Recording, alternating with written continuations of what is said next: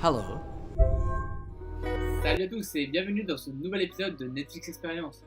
Comme vous l'avez compris, cette vidéo sera consacrée à la série du mois de septembre, Maniac, disponible sur Netflix. Avant de commencer, il est important de savoir que la série est une mini-série, donc la saison 1 de 10 épisodes sera la seule.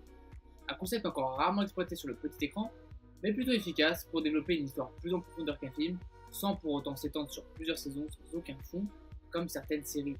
A l'instar de Godless, mini-série également présente sur Netflix, Maniac s'en sort vraiment bien dans ce format et n'a rien à envier à d'autres mastodontes sur la plateforme.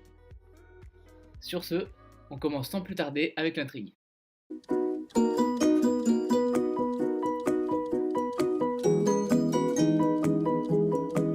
L'histoire est celle de deux inconnus, Owen et Annie, qui semblent un peu dépassés dans leur vie. Ils évoluent dans une société rétro-futuriste, c'est-à-dire un mélange de l'imagerie rétro avec des technologies futuristes, que l'on retrouve principalement dans l'architecture, un peu comme dans le jeu vidéo Fallout. Owen et Annie se rencontrent pendant l'essai clinique étrange mené par un médecin et son équipe, qui l'est tout autant. En effet, les deux protagonistes participent à un test clinique en acceptant un traitement pharmaceutique sous forme de pilule, appelé aussi bonbon magique. Ils ont pour effet d'éradiquer toute forme de douleur, selon les médecins James et Muramoto. Voilà en quelques mots comment nous est présenté Maniac sur le papier. Le résumé établi, passons directement à l'analyse. À partir de maintenant, la vidéo contient du spoil.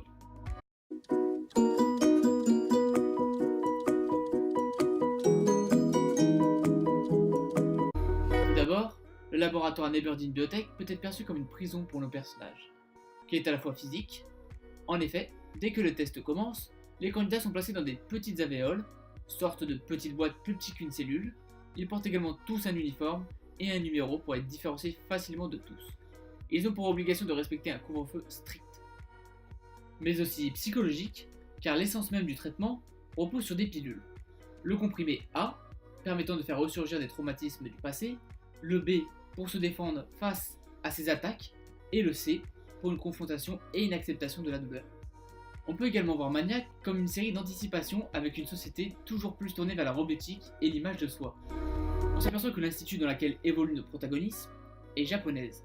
On le remarque grâce au personnel, au langage employé, aux gestes de politesse et par les écritures présentes sur les murs du bâtiment. Détail qui n'est pas anodin quand on sait que le Japon est le pays le plus en avance sur les technologies dans le monde. On a d'autres exemples de technologies qui peuvent prêter à sourire, comme lorsque l'on voit une affiche publicitaire qui propose à tous d'aller sur Mars pour 1799 $. Mais pas tant que ça quand on sait que Elon Musk, le dirigeant de Tesla et SpaceX, souhaite réaliser plus ou moins le même projet dans un avenir proche. Creating a self-sustaining civilization on Mars, it would be the greatest adventure ever in human history.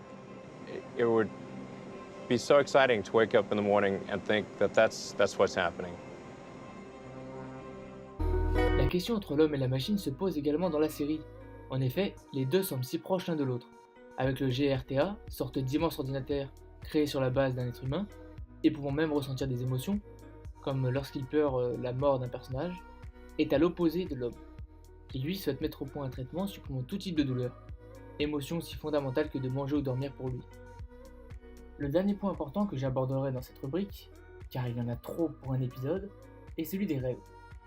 On est tous d'accord pour dire qu'ils peuvent être interprétés de manière différente par chacun de nous. La forme a plus peu d'importance par rapport au fond.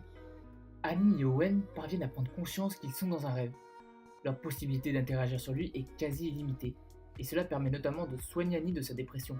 En effet, elle prend conscience qu'elle est dans un rêve avec sa sœur, qui est morte dans la réalité. Elle peut donc parler avec sa sœur pour faire son deuil. On peut donc parler de rêve lucide.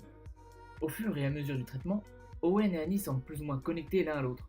Ils se retrouvent ensemble dans leurs rêves, et cela même avec les multiples tentatives pour les séparer du laboratoire. En effet, dans chaque rêve, ils se retrouvent bien qu'ils n'aient jamais les mêmes rapports entre eux, ou le même statut. En revanche, le problème avec ce genre de rêve, c'est qu'il est difficile de distinguer la réalité du fantasme, que ce soit pour nous ou pour les personnages. Par conséquent, plusieurs indices peuvent nous laisser penser que la fin de la série n'a jamais eu lieu dans la vraie vie. En effet, plusieurs éléments se retrouvent à la fois dans les rêves, mais aussi dans la réalité. Par exemple, dans l'épisode 5, Owen évoque la cité perdue de l'Atlantis, au détour d'une phrase, mais dans l'épisode 10, les scientifiques James et Asumi mentionnent cette même cité comme un fantasme, alors qu'ils sont censés être dans la réalité. De plus, l'instant d'après, les scientifiques arrivent dans le parking souterrain, et on s'aperçoit que la voiture d'Azumi, une superbe Mercedes customisée, est la même que celle que conduit Owen dans son rêve dans l'épisode 7. Les rêves lucides sont un sujet vraiment intéressant. D'ailleurs, on trouve sur YouTube pas mal de vidéos en français qui expliquent bien ce phénomène. Je vous en mets une dans la description pour ceux que ça intéresse.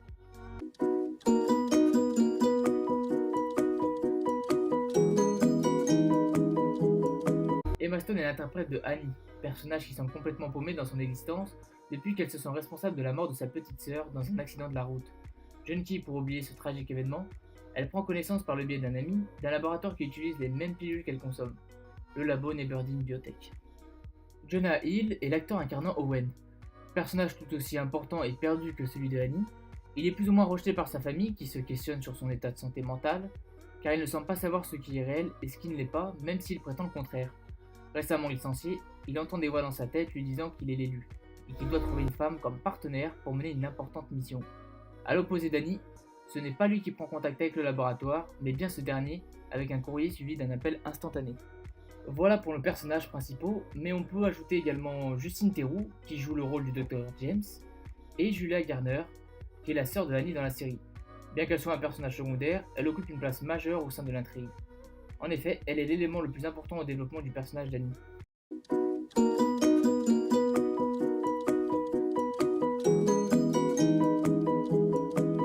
Par où commencer? Tant les décors sont variés dans la série. En effet, on peut l'expliquer notamment grâce aux nombreux rêves des personnages qui peuvent nous faire passer des années 80 à un monde d'heroic fantasy ou encore à notre époque, mais dans une réalité alternative. Les décors sont sans aucun doute un point fort qui permet aux spectateurs de se plonger dans l'ambiance, sans parler du style rétrofuturisme dans lequel baigne la série et que j'adore personnellement. Passons sans plus tarder à la dernière rubrique de cette vidéo, la note.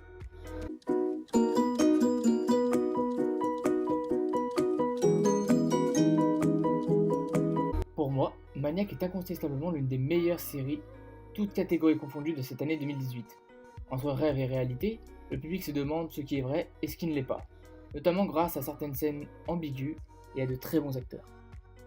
Donc je lui mets sans hésiter la note de 18 sur 20, car tout est réussi, tant au niveau divertissement que pour les messages qu'elle fait passer. Je pense que la fameuse phrase qui revient si souvent dans Maniac, à savoir « le schéma c'est le schéma », veut tout simplement dire que dans une société où chacun cherche sa place, le bonheur est autre facteur vital, dites-vous simplement que s'il vous manque cette chose, vous l'avez dans une autre réalité, car l'ordinateur le plus complexe est celui de l'esprit. Et voilà, ça sera tout pour cette analyse de Maniac, j'espère qu'elle t'a plu. N'hésite pas à me dire ce que tu en as pensé dans les commentaires, et sur ce à la prochaine pour un autre épisode de Netflix Experience. Pharmaceutical and biotech. Start your treatment today.